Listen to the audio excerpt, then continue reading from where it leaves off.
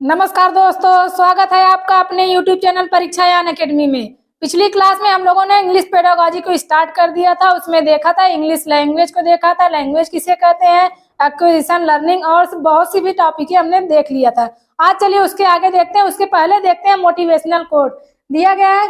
जो कभी संघर्ष से परिचित नहीं होता, जो कभी संघर्ष से परिचित नहीं होता, इतिहास गवाह वह कभी चर्चित नहीं होता। तो दोस्तों ध्यान दीजिएगा, जब तक आप संघर्ष नहीं करेंगे पूरे इतिहास में आपको कोई जानेगा नहीं, ना आप चर्चित हो पाएंगे। इस वजह से पहले संघर्ष करिए, संघर्ष का फल जरूर मिलेगा।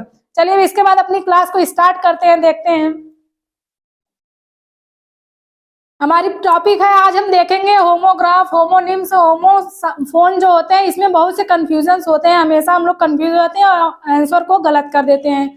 तो चलिए आज हम लोग देखते हैं कि ये तीनों होते क्या है। इसी वजह से आज हम तीनों को एक साथ पढ़ाएंगे ताकि आपको समझने में कोई दिक्कत ना हो।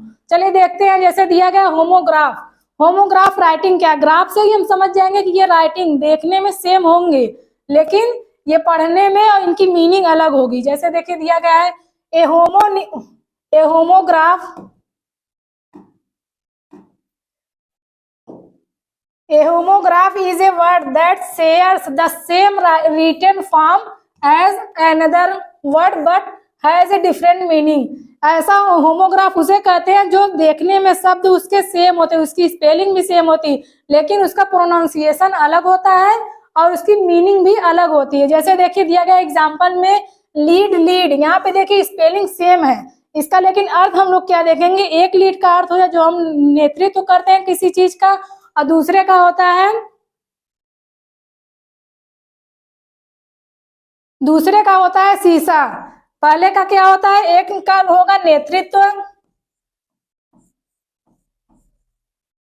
और दूसरे लीड का यहाँ अर्थ क्या हो जाएगा, शीशा। यहाँ पे देखिए देखने में सेम है, स्पेलिंग भी बिल्कुल सेम है, लेकिन यहाँ पे केवल इसका अर्थ चेंज हो रहा है। इसे हम क्या कहेंगे, होमोग्राफ के अंतर्गत आता है। अब चलिए अगला देखते हैं होमोफोन साउंड। होमोफोन साउंड्स क्या क्या होते हैं। जैसे दिया गया है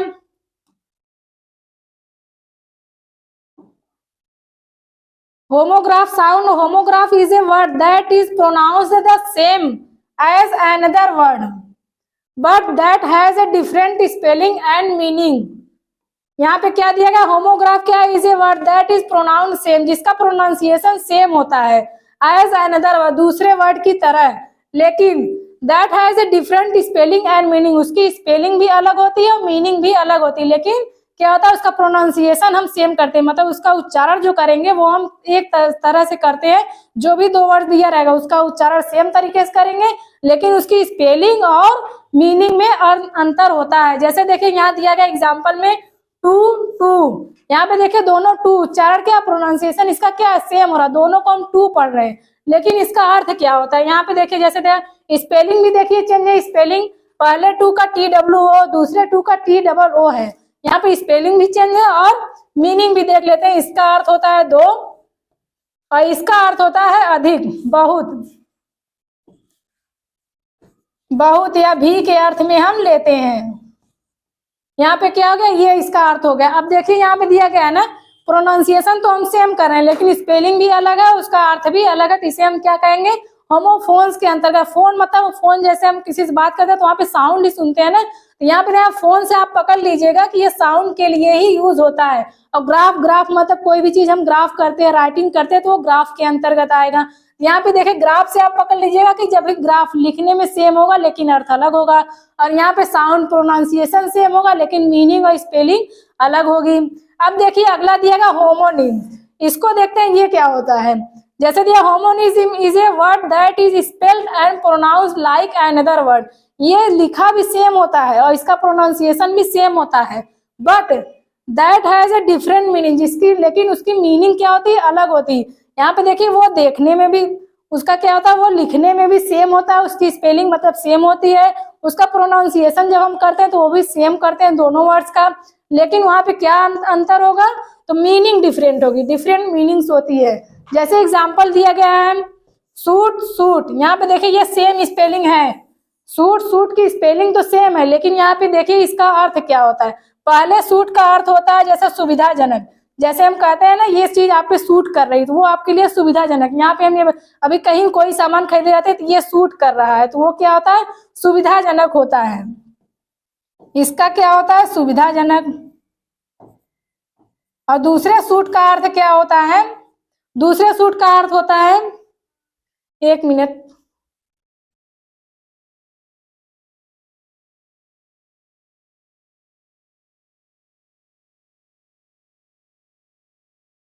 दूसरे सूट का अर्थ हो जाएगा, जैसे उसका हम क्या करते हैं, मुकदमा। दूसरे सूट में हो जाएगा, जैसे मुकदमा भी होता है,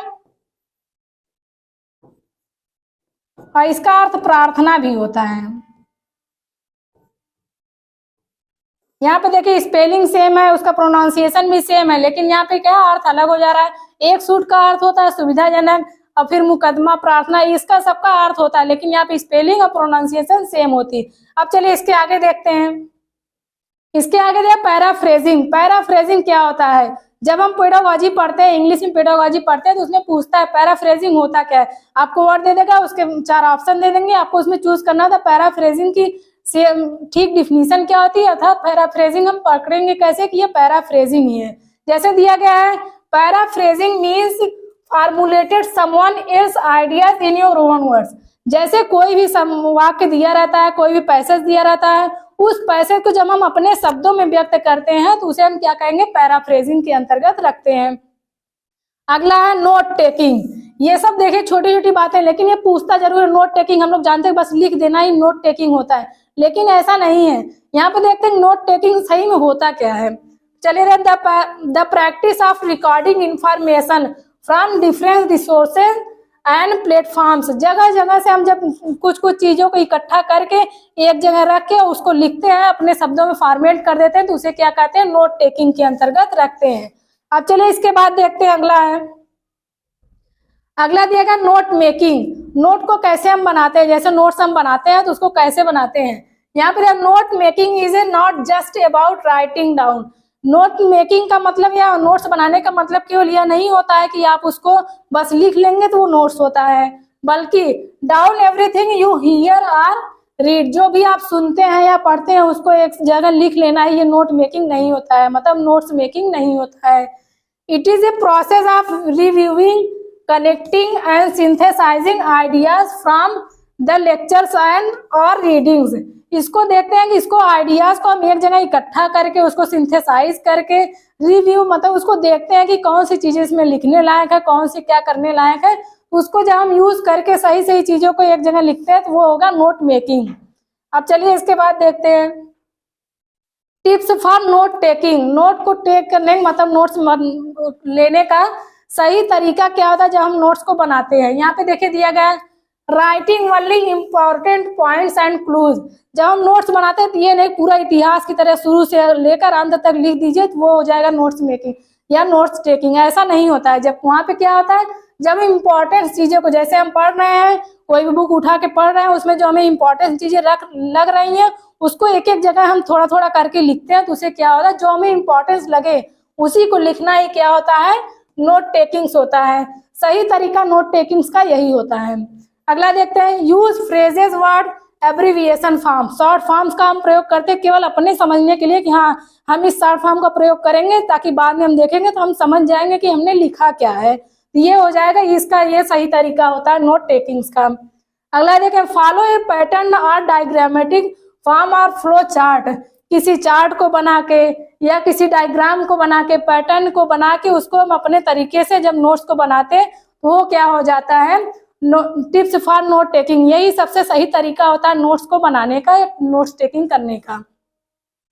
अब इसके बाद देखते हैं ग्रामर ट्रांसलेशन मेथड। अब देखते हैं ग्रामर ट्रांसलेशन मेथड क्या है। इससे क्वेश्चन सीटेट में बनते ही बनते हैं, ये बहुत ही इंपॉर्टेंट है, इससे क्वेश्चन बनते हैं। ये टॉपिक इंपॉर्टेंट है, क्यों? क्योंकि इससे क्वेश्चन बनते ही रहते हैं सीटेट के एग्जाम में। पूछता है ग्रामर ट्रांसलेशन मेथड होता क्या है। हम लोग नाम से ही समझ रहे हैं ग्रामर ट्रांसलेशन मेथड, जिसमें ग्रामर ट्रांसलेशन मेथड का प्रयोग किया गया है। अब देखते हैं होता क्या है ग्रामर ट्रांसलेशन मेथड, उसको समझते हैं। जैसे in grammar translation classes student learn grammatical rules and then apply those rules by translating sentence between the target language and the native language. जो हम नेटिव लैंग्वेज, जो हमारी मातृभाषा होती है, उसको, टारगेट लैंग्वेज क्या होता है, जिस लैंग्वेज को हम सीखना चाहते हैं, उन दो लैंग्वेज के बीच जब हमें सीखना होगा तो उसको ट्रांसलेट करने के लिए, जैसे हमारी मातृभाषा क्या है, हिंदी है, लेकिन हमें इंग्लिश सीखना है, तो जब हम हिंदी के माध्यम से इंग्लिश को सीखेंगे तो वही क्या आता है, ग्रामर ट्रांसलेशन मेथड। इसमें हम ये देखते हैं कि हिंदी के सहारे हम इंग्लिश को सीखते हैं।